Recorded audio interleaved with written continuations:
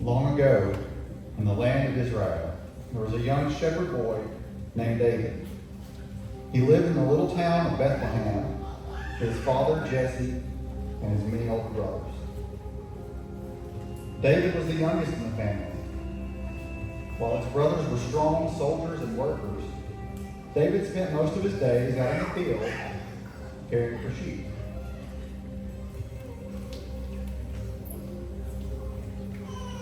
Every morning, David would lead the sheep to green grass and cool streams of water. He carried the shepherd's staff in one hand and sometimes played songs on his harp while the sheep rested. David loved God very much, and he often sang praises while he watched over the flock. At this same time, Israel already had a king named Saul. But Saul had stopped obeying God. Because of this, God decided that a different man would one day become king over Israel. One day, God spoke to the prophet Samuel. Samuel was an old man and a wise man who listened carefully to God's voice. Samuel, God said, stop mourning for Saul. I have chosen a new king from among the sons of Jesse in Bethlehem. Go there, and I will show you which one I have chosen. Samuel was nervous. If Saul hears that I'm choosing another king, he may become angry, Samuel said. But God told him what to do. Samuel was to go to Bethlehem and offer a sacrifice to the Lord. Then he would invite Jesse and his sons to come.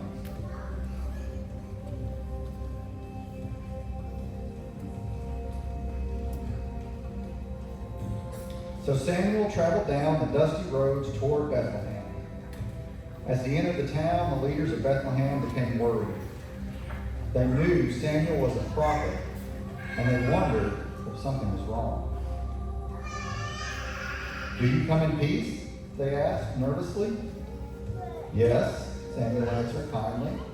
I have come to worship the Lord. Prepare yourselves and come to the sacrifice. And then Samuel invited Jesse and his sons to join him. Soon Jesse arrived with several of his sons.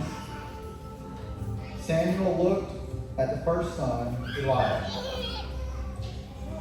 Eliab was tall, handsome, and strong.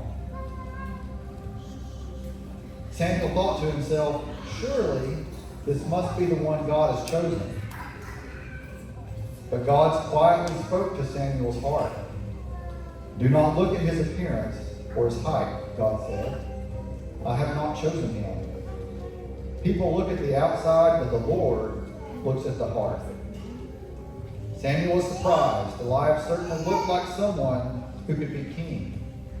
But God saw something deeper than muscles, height, or appearance. And then Jesse called another son forward, and Samuel looked at him carefully. But God said, no, this is not the one. One by one, Jesse brought 7 sons before Samuel.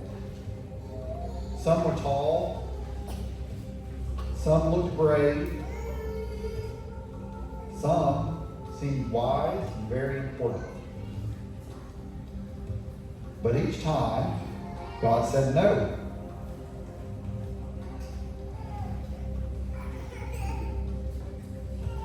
Finally, Samuel looked at Jesse with confusion. The Lord has not chosen any of these sons, Samuel said. Do you have another son? Jesse paused for a moment.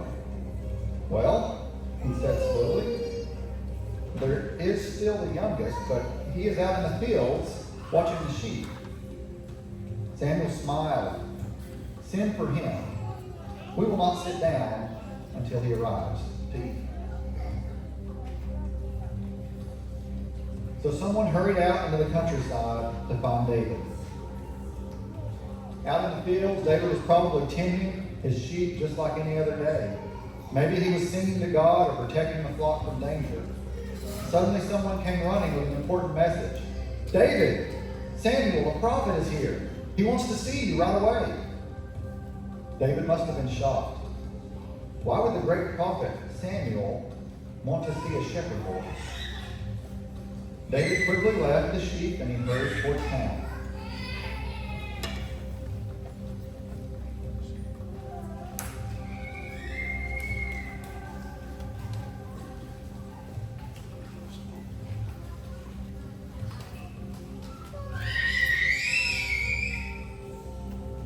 When David arrived, everyone noticed him.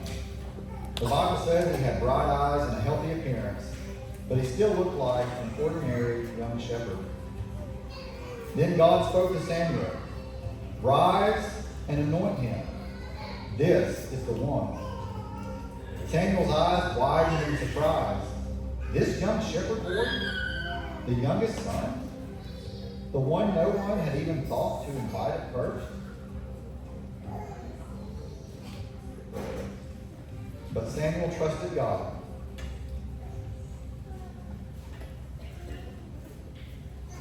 He took the special horn filled with olive oil.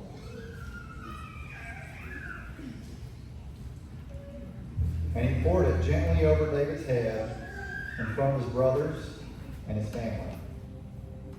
The oil ran down David's hair and onto his clothes. This was a very important moment. In Bible times, pouring oil on someone's head was a sign that God had chosen them for a special purpose. David was being anointed to become the future king of Israel. The Bible says that from that day on, the Spirit of the Lord came powerfully upon David. David probably did not fully understand everything that would happen in the future. He did not become king right away. In fact, many difficult years still lay ahead of him. But God had chosen him. Not because David was the tallest, not because David was the oldest, not because he looked the strongest. God saw something no one else could see. God chose David because of his heart.